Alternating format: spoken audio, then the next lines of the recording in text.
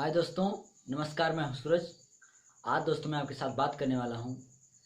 Cell division मेरा topic चल रहा था, उसी सेल डिवीज़न में एक बहुत इंपॉर्टेंट टॉपिक लेके आया हूं जिसका नाम है कैंसर।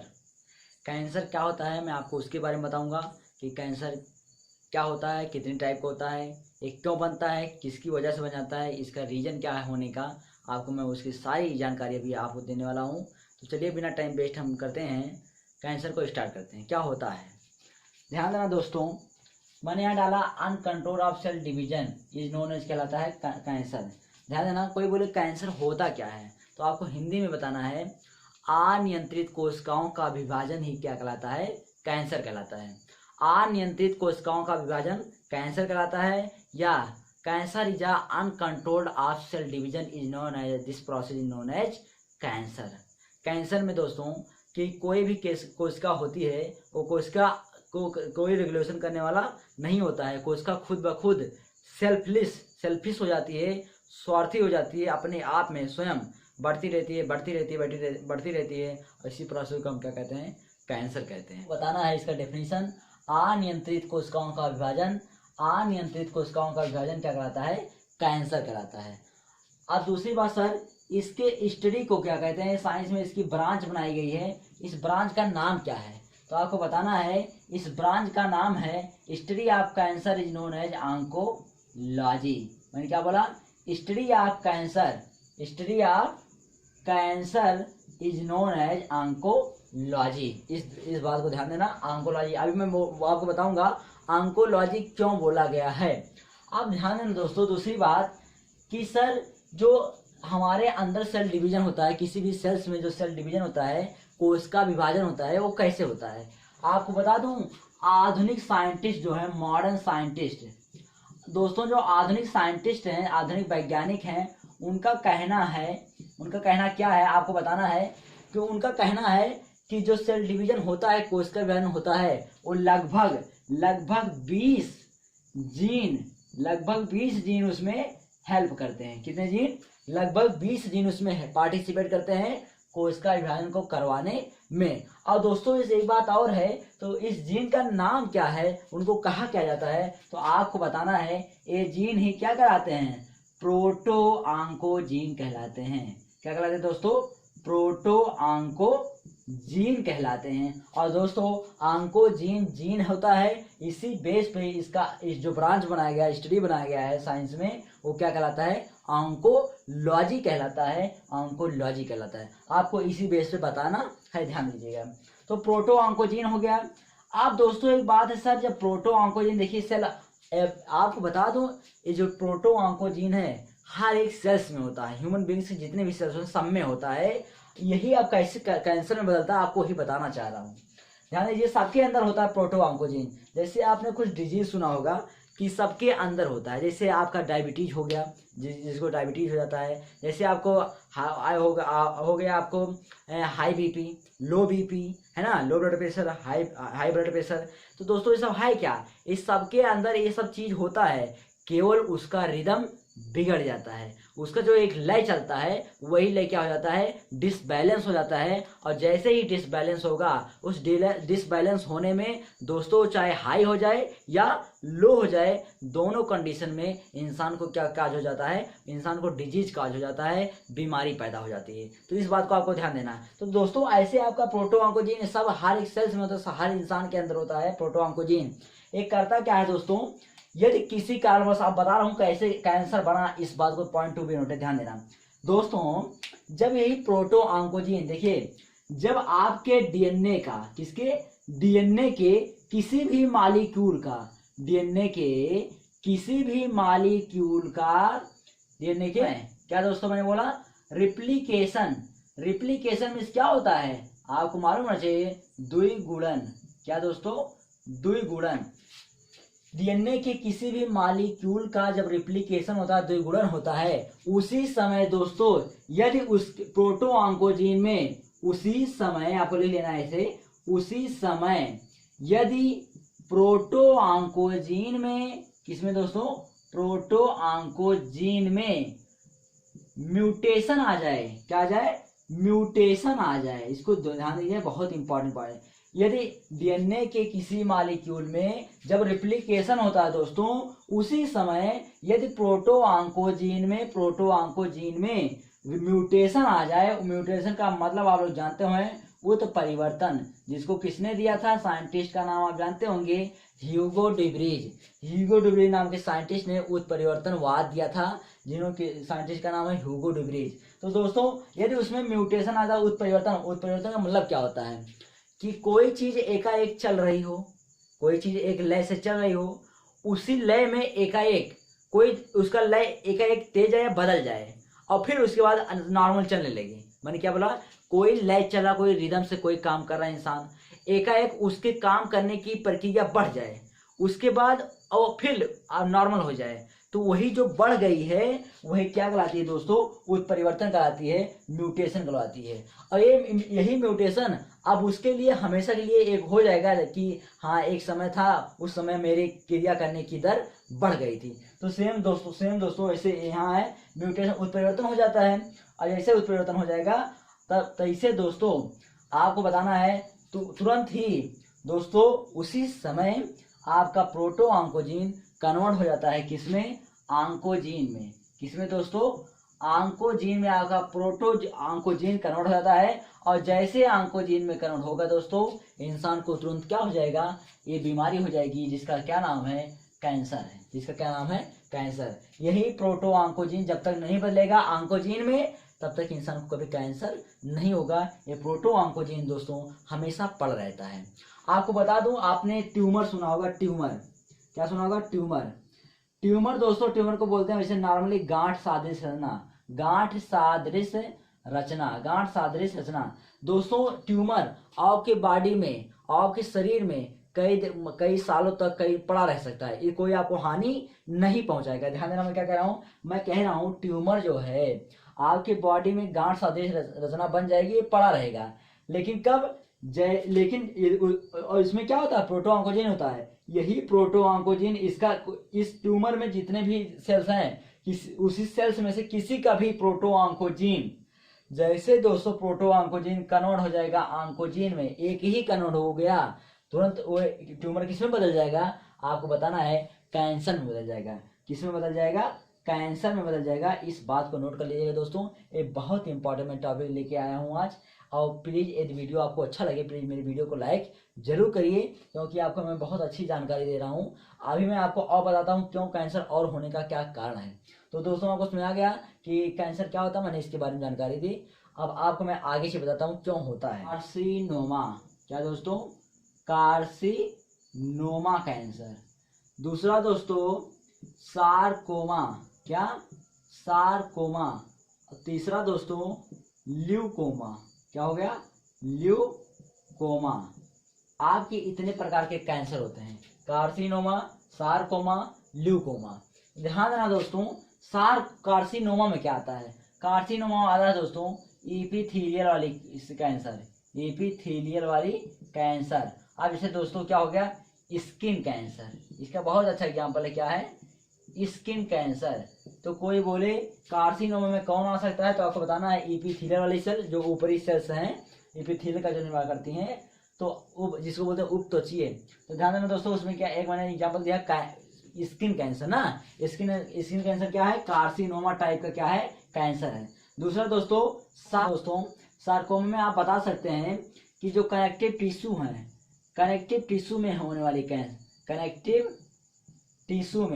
कनेक्टिव टिश्यू में जो होगा कैंसर, वो क्या कहलाएगा, सारकोमा कैंसर कहलाएगा। कनेक्टिव टिश्यू में जो होगा, कनेक्टिव टिश्यू आप समझते हैं, है ना, जैसे आपका रुधिर हो गया, है ना, रुधिर हो गया आपका, तो ये सब क्या है दोस्तों, तो आपको बताना है सारकोमा जो होता है वो कनेक्टिव टिश्यू में होने वाला है, जैसे रुधिर आपका हो ना, ब्लड कैंसर। अब ब्लड कैंसर देखो दो टाइप होता है, मैंने रुधिर बता, वहाँ लिखा आरबीसी हो, इसके मेनली आप लिख सकते हैं आरबीसी वगैरह। आप ध्यान दोस्तों, मैं यहाँ लिखा ल्यूकोमा। ल्यूकोमा में क्या होता है, आप लिम्फ सुने हैं, लिम्फ जिसको बोलते हैं लसिका में दोस्तों, और आप जानते हो लिम्फ के अंदर होता है डब्ल्यूबीसी। दोस्तों जो आपका डब्ल्यूबीसी में जो बीमारी होती है, जो लिम्फ में इसका कैंसर होता है, ये क्या कहलाता है, ल्यूकोमा कहलाता है, जिसको नॉर्मली भाषा में बोलते हैं ब्लड कैंसर। क्या बोलते हैं, ब्लड कैंसर बोलते हैं। इस बात को ध्यान देना। ये क्या कहलाता है, ल्यूकोमा जो होता है लिम्फ में WBC में हो सकता है, जिसको क्या बोलते हैं ब्लड कैंसर बोलते हैं। तो दोस्तों आपका कैंसर इतनी टाइप का होता है। इसके लोग जब ज्यादा नशीली पदार्थें, क्या दोस्तों, नशीली पदार्थें सेवन करते हैं, नशीली पदार्थें सेवन करते हैं। अब दोस्तों आप लोग मालूम होना चाहिए नशीली पदार्थ से कैसे हो सकता है। जैसे नशीली पदार्थ क्या हो गया आपका, तंबाकू हो गया, तंबाकू में क्या पाया जाता है दोस्तों, निकोटीन। आपका तंबाकू हो गया है ना, आपका क्या हो गया, तंबाकू हो गया। आपके सिगरेट वगैरह हो गए, सिगरेट में भी क्या होता है, तंबाकू होता है।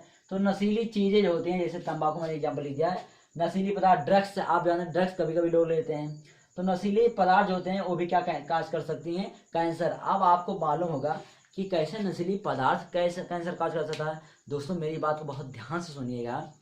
दोस्तों मैं आपको बता दूं, मैंने भी क्या बोला कि हर एक इंसान के अंदर प्रोटो ऑन्कोजीन होता है, और किसी भी सेल डिवीजन को होने के लिए 20 जीन क्या होते हैं, रिस्पॉन्सिबल होते हैं। और उन सभी जीनों का नाम क्या है, प्रोटो ऑन्कोजीन नाम है। क्या नाम है, प्रोटो ऑन्कोजीन नाम है। और दोस्तों यही प्रोटो ऑन्कोजीन यदि किसी कारणवश, यदि किसी कारणवश बदल गया, किसमें, आपको बताना, जैसे बदल गया ऑन्कोजीन में, इंसान को क्या हो जाएगा, कैंसर हो जाएगा। अब दोस्तों ये सभी क्या है, यही सब कारक हैं जो प्रोटो ऑन्कोजीन को किस में कन्वर्ट करवा देते हैं, ऑन्कोजीन में कन्वर्ट करवा देते हैं। यही सब कारण मैं आपको बता रहा हूँ कौन कौन हो सकते हैं। पहला हो गया नशीली पदार्थ। दूसरा दोस्तों आपका हो गया एक्स रेज, यक्ष किरणें। आपका हो गया गामा रेज, क्या हो गया, गामा रेज, जिसको आप बोलते हैं गामा रेज ना, ये आपका हो गया गामा रेज, जिसको बोलते हैं गामा किरणें। आपका हो गया बीटा रेज, क्या हो गया, बीटा रेज। आपका हो गया बीटा किरणें। आपका हो गया अल्फा रेज, क्या हो गया, अल्फा रेज। आपका हो गया अल्फा किरणें। आपका हो गया मस्टर्ड गैस, क्या दोस्तों, मस्टर्ड गैस। मस्टर्ड गैस आप जानते होंगे, जिसको बोलते हैं गोबर गैस, या गोबर गैस इसका एक नाम और है, क्या नाम है, इसी को आप बोल सकते हैं क्या, मीथेन गैस। क्या बोल सकते हैं, मीथेन गैस। तो दोस्तों ये मस्टर्ड गैस। इसके अलावा आपको बताना है 5 bromo uracil, 5 bromo uracil. 5 bromo uracil एक क्या है, मटेरियल है, इसके द्वारा एक केमिकल है, इसके द्वारा भी हो सकता है। और आपको एक और बता दूं, एथिल सल्फोनेट, एथिल सल्फोनेट जो है ये भी एक मटेरियल है, जिसके ये जो क्या करता है, प्रोटो ऑन्कोजीन को कन्वर्ट करा सकता है, किसमें, ऑन्कोजीन में। और जैसे आप जानते हैं जैसे ऑन्कोजीन में कन्वर्ट हो जाएगा, इंसान को क्या हो जाएगा, कैंसर हो जाएगा। इस बात को ध्यान रखना।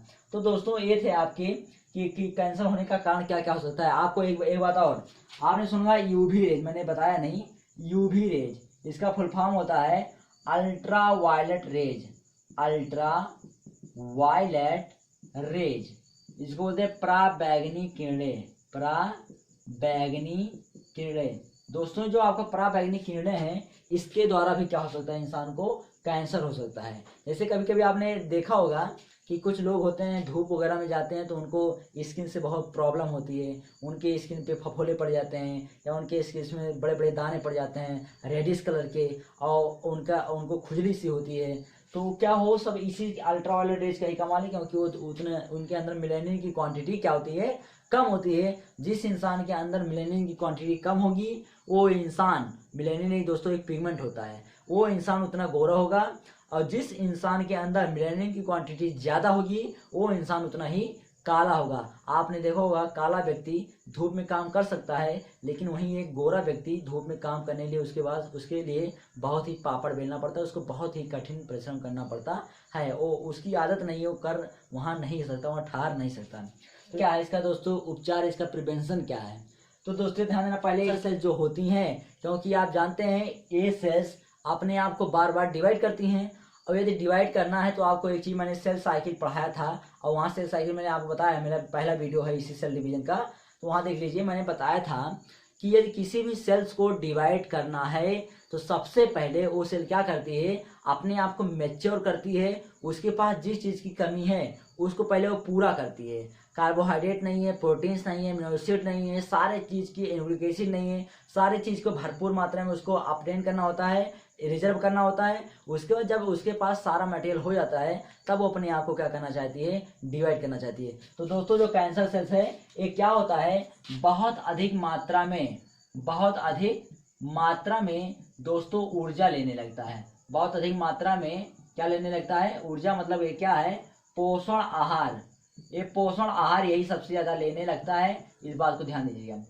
कैंसर से जो होता है वो बहुत अधिक मात्रा में पोषण आहार लेने लगता है, और जैसे ही पोषण आहार लेने लगता है तो अपने आप को भाई कोई भी खाएगा पिएगा, हरा रहेगा भरा रहेगा, तो दोस्तों काम भी ज़्यादा करेगा। तो ऐसे कैंसर से अपना खा पी के अपना हारी मतलब अपने आप को विकसित किए रहते हैं, और जो नॉर्मल सेल हैं वो क्या हो जाते हैं? अपने आप में फीका पड़ जाता है, कमजोर पड़ जाता है। और जैसे ही वो अपने आप में फीका पड़ जाता है वो काम करना बंद कर देता है, क्योंकि उसको कौन दबा रहा है? आपकी कैंसर सेल दबा रहे हैं। इसलिए दोस्तों जिस ऑर्गन में कैंसर हो जाता है वो ऑर्गन में बढ़ता जाता है, बढ़ता जाता है, वो बढ़ता जाता है। जिस तरफ रहेगा उस तरफ वो अपना क्या रहा है? अपनी जिसको बोलते हैं ना अपनी गहराई, अपनी सुरंग बनाने लगना, वैसे वो अपना आगे बढ़ता जाता है, कभी खत्म होने वाला चीज नहीं होता है। अब दोस्तों आपको बताऊं ट्रीटमेंट इसका क्या है। इसका ट्रीटमेंट दोस्तों एक ही चीज है। पहला क्या है? यदि मान लीजिए प्राइमरी स्टेज पे है, किस स्टेज पे है दोस्तों? प्राइमरी स्टेज पे है। अभी ये बहुत ज्यादा अपना भयानक रूप नहीं लिया है, प्राइमरी स्टेज पे, सेकंड स्टेज में नहीं गया। प्राइमरी स्टेज में दोस्तों इसका दो चीजें हैं। पहला दोस्तों एक आता है रेडियोथेरेपी किया जाता है। क्या होता है? रेडियोथेरेपी। आप अच्छी तरह जानते होंगे रेडियोथेरेपी क्या होता है। मैं आपको बता देना चाहता हूँ रेडियोथेरेपी क्या होता है। आपने सुना होगा कि आजकल जैसे किसी का ऑपरेशन करना होता है, किसी का ऑपरेट करना होता है, तो आजकल रेडियोथेरेपी माध्यम से, जिसको आप लोग बोलते हैं, उसको बोलते हैं कि उनका माइक्रोस्कोप से, सूक्ष्मदर्शी से उनका ऑपरेशन हुआ है, तो दोस्तों रेडियोथेरेपी के माध्यम से होता है। अब ध्यान देना। और इसके अलावा दोस्तों एक चीज़ आपको और बताता हूँ कि एक डॉक्टर होते हैं जिनको नाम होता है सर्जन, बोलते हैं ना सर्जन। ये दोस्तों क्या करता है? उस इंसान के उस ऑर्गन को कट कर देता है। उस इंसान के उस ऑर्गन को क्या कर देता है? कट कर देता है। अब जैसे आप देखिए, आप लोग सोचें किस ऑर्गन को कट कर देगा, तो देखिए दोस्तों एब्डोमिनल रीजन में जो होगा हमारे इस एकदम जो आपका एक्सिस है, उस एक्सिस पे यदि होगा तो आप कुछ नहीं डॉक्टर कर सकता है। जैसे मान लीजिए फिंगर में हो गया, हैंड में हो गया, तो आप हैंड कटवा सकते हैं, आप लाइफ सर्वाइव करेंगे, अपनी लाइफ बिता सकेंगे। तो हो गया कट कराना। जैसे पैर में हो गया, पैर आप कुछ लोगों ने देखा होगा आपने कि लोग पैर कटवा देते हैं, अपना हाथ कटवा देते हैं, फिंगर कटवा देते हैं। तो दोस्तों वहाँ क्या होता है? वो जो सर्जन होता है, जर्राह जिसको बोलते हैं, जर्राह, ऑपरेशन करने वाला डॉक्टर, तो दोस्तों क्या करता है? उस ऑर्गन को क्या कर देगा? कट कर देगा दोस्तों। तो यही है, जब अंग को वो कट कर देता है तो वहाँ से उसका जो फैलना होता है, कैंसर जो सेल्स होती है आंकोजीन वो थी, वो क्या थी? गायब हो जाती हैं। इसलिए आपका प्राइमरी स्टेज में क्या होता है? इलाज हो सकता है। लेकिन हाँ एक बात ध्यान देना, ये भी कोई कंप्लीट इलाज नहीं है कि ये हो गया तो हो गया, ये ठीक हो जाएगा इंसान, इसमें कुछ कहा नहीं जा सकता है। दूसरी बात दोस्तों, एक बात और ध्यान देना। जैसे मान लीजिए इंसान को हाथ में हुआ है और वो हाथ को कटवा रहा है, मान लीजिए यदि यहाँ पर हाथ कट रहा है, यहाँ पर हुआ था, यदि इसका थोड़ा सा भी अंश इसके अंदर छूट जाएगा काटने के बाद, तो दोस्तों क्या होगा? वो पुनः अपना फिर जैसे थी वैसे अपना रूप धारण करने लगी, भयानक रूप। और दोस्तों जब इस सेकेंड स्टेज में चली जाएगी, सेकेंड स्टेज में जैसे जाएगी तो उसका दोस्तों कोई इलाज नहीं है, वो ला इलाज हो जाता है। क्या हो जाता है? ला इलाज होता है, उसका कोई इलाज नहीं होता है। इस बात को ध्यान देना। वो क्या केवल इंसान वो दवा करता रहे, कुछ होगा नहीं, आपको वैसे वैसे एंटीबायोटिक दी जाती हैं तो आपको कुछ होगा नहीं, आप ऐसे मतलब आप ठीक नहीं होंगे कभी। वो सेकेंड स्टेज में जैसे पहुंचेगा, ठीक नहीं होना कभी भी। इंसान की लास्ट पॉइंट वही है दवा, जिसका नाम होता है डेथ। जब इंसान डेथ कर जाएगा, सारी उसकी इलाज खत्म हो गई वहीं पर। तो दोस्तों इसको ध्यान देना। मैंने आपको बताया था किसके बारे में? मैंने आपको बता रहा हूँ ट्रीटमेंट्स कैंसर का। समसूत्री विष क्या होता है? मैंने डाला है माइट्रोजेंस क्या होता है। मैं क्या बोला? समसूत्री विष क्या होता है, माइट्रोजेंस क्या होता है। मैंने इसको इंग्लिश में लिखा माइटोटिक पॉइजन, और एक होता है माइट्रोजेंस। दोनों अलग अलग टर्म है, ध्यान देना दोस्तों। ये माइटोटिक पॉइजन पूछ रहा है, क्या पूछ रहा है? माइट्रोजेंस। ध्यान देना। कोशिका विभाजन को दोस्तों, कोशिका जो विभाजन होती है उसको उसमें दो प्रोसेस होती है। एक को बोलते हैं इनहिबिट, एक को क्या बोलते हैं? इनहिबिट, जिसको बोलते हैं रोकना, रोक जिसको बोलते हैं, क्या बोलते हैं? रोक। और एक होता है इनिशिएट। क्या होता है? इनिशिएट, जो क्या करता है? उसको हमेशा बोलता है कि प्रारंभ रहिए, शुरुआत करे रहिए। क्या बोलता है? प्रारंभ रहिए ना, इनिशिएट करता है। ध्यान दोस्तों, मैंने क्या बोला? कोशिका विभाजन के लिए दो चीजें होती हैं, एक होता है इनहाइबिट, एक होता है initiate. Inhibit and initiate. Inhibit क्या होता है? इनहाइबिट का मतलब होता है रोकना, और क्या होता है, इसका मतलब क्या होता है, इनिशिएट का मतलब होता है प्रारंभ करना, प्रारंभ करना मतलब आगे बढ़ाते रहना। दोस्तों आपको बताना ओ केमिकल्स, मैं आपको डेफिनेशन लिख लीजिए, मैं लिखवा दे रहा हूँ। ओ केमिकल्स, ओ केमिकल्स, ओ केमिकल जो कोशिका विभाजन को क्या करे, इनहिबिट करे, जो वो केमिकल जो कोशिका विभाजन को इनहिबिट करे, रोके, वो दोस्तों कहलाता है माइटोटिक पॉइजन कहलाता है। क्या कहलाता है, माइटोटिक पॉइजन कहलाता है, जिसको बोलते हैं समसूत्री विष कहलाता है, समसूत्री विष कहलाता है। दोस्तों होता क्या क्या है आपको बताना है, जैसे एग्जांपल में आपको डालना है साइनाइड, क्या हो गया साइनाइड, एजाइड, क्या हो गया एजाइड, कॉल्चिसिन, क्या हो गया कॉल्चिसिन, ये दोस्तों सब केमिकल के नेम है। साइनाइड हो गया, एजाइड्स हो गया, कॉल्चिसिन हो गया। तो इस सब एग्जांपल में है ना, ये सब क्या करते हैं आपको कोशिका विभाजन को क्या करते हैं, रोकते हैं, कोशिका विभाजन को होने नहीं देते। तो इसको ध्यान देना, यदि कोई कोशिका विभाजन को रोक रहा है तो यही होगा, वो क्या कहलाएगा, केमिकल माइटोटिक पॉइजन कहलाएगा। माइटोटिक पॉइजन बोलते हैं इनहिबिटर, इनहिबिटर बोलते हैं रोकने वाला। अगली बात दोस्तों आपको बताना है माइटोजेंस क्या होता है, व्हाट इज माइटोजेंस। तो ध्यान देना माइटोजेंस क्या होता है, माइटोजेंस बहुत इंपॉर्टेंट चीज है। ये क्या मैंने यहाँ लिखा है, माइटोजेंस जो होता है वो क्या करता है, माइटोजेंस क्या करता है, इनिशिएट करेगा। यदि कोशिका विभाजन को दोस्तों, कोशिका विभाजन को यदि कोई चीज, कोई केमिकल जो क्या कर रहा है, बढ़ा रहा है, उसकी दर को क्या कर रहा है, बढ़ा रहा है, कोशिका विभाजन की दर को बढ़ा रहा है, तो दोस्तों कहलाता है आपका, क्या कहलाता है, इनिशिएट कहलाता है, आपका कहलाता है माइटोजेंस कहलाता है। दोस्तों क्या कहलाता है, माइटोजेंस कहलाता है, जो कोशिका विभाजन की दर को क्या करता है, बढ़ाता है, वो क्या कहलाता है, माइटोजेंस कहलाता है। इस बात को आपको ध्यान देना है, वो माइटोजेंस कहलाता है। तो दोस्तों माइटोजेंस में क्या होता है, एग्जाम्पल देख लीजिए, जैसे एग्जाम्पल आपको डालना होगा एग्जाम्पल, तो आपको एग्जाम्पल डालना पड़ेगा, स्टेरॉयड एक हो गया, क्या हो गया स्टेरॉयड्स हो गया, और आपको एक और लिख लीजिए साइटोकाइनिन, क्या हो गया साइटोकाइनिन हो गया। ये दोनों चीजें दोस्तों जो होते हैं दोस्तों, ये क्या करते हैं, एक कोशिका विभाजन को क्या करते हैं, बढ़ा देते हैं, जिसको बोलते हैं माइटोजेंस, माइटोजेंस बोला जाता है। वो एग्जाम्पल में क्या क्या केमिकल का नेम है, स्टेरॉयड एंड साइटोकाइनिन। तो दोस्तों ये जो मेरा वीडियो था कैंसर क्या होता है, सेल डिवीजन का ही पार्ट है, क्योंकि आपको बताना मुझे उचित था कि मैं आपको बताऊं कि कोशिकाओं का अनियंत्रित विभाजन ही क्या कहलाता है, कैंसर कहलाता है। तो यदि मेरा वीडियो आपको अच्छा लगा हो, प्लीज़ मेरे वीडियो को लाइक करिए, शेयर करिए, और अभी तक मेरे चैनल को सब्सक्राइब नहीं किए हैं प्लीज़ मेरे चैनल को सब्सक्राइब कर लीजिए। आप जो भी बोलेंगे मैं आपको वो वीडियो आपको ला के देता रहूँगा सिक्वेंसली, और मेरे चैनल के प्लेलिस्ट में सारी वीडियो सिक्वेंसली पढ़ रही हैं, तो आप जो इच्छा करें आप अपने मन से देख सकते हैं। वीडियो को देखने के लिए आपको बहुत बहुत धन्यवाद। हम मिलते हैं इसके साथ नेक्स्ट वीडियो।